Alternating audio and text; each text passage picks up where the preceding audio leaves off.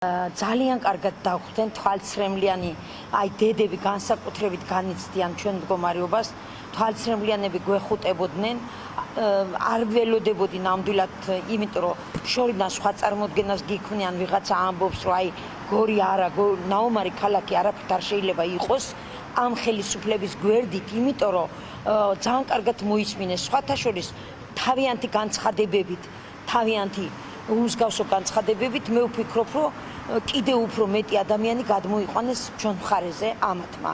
იმიტომ რომ რა განცხადებებსაც აკეთებდნენ, თუ გინდაც თავიანთი გორის საკრებულოს თავმჯდომარემ რაც თქვა, ძალიან გაბრაზებულები არიან საერთოდ და ამიტომ ჩვენ ძალიან კმაყოფილები მოვდივართ გორიდან.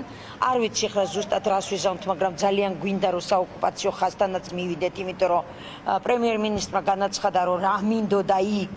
მაგრამ ჩვენ ვნახოთ, ცოტა ამინდი გაფუჭდა და ვნახოთ, შეიძლება იქაც მოვხდეთ აუცილებლად, შორი ახლოს ალბათ ძალიან ახლოს ვერ მივალთ და ეს იქნება ძალიან კარგი, ეს ჩემი ოცნებაც იყო და ბევრი დედის ოცნებაც არის და ვნახოთ რა იქნება.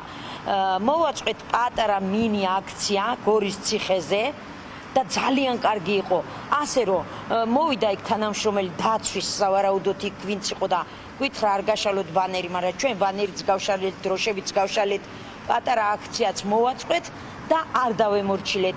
აი ესე დღეს მიიღეს მათ მაგალითი, რომ ჩვენ სიცილით წამოვედით იქიდან და მათ ჩვენ მაინც ჩვენი გასაკეთებელი გავაკეთეთ, მიუხედავად იმისა, იძახეს დახურეთ, დაკეცეთ ეს ბანერი, მაგრამ ჩვენ არ დავკეცეთ მანამ, სანამ არ დავასრულეთ ის პატარა მინი აქცია და შეძახილებით ჩამოვიარეთ გორის ციხიდან ქალაქამდე.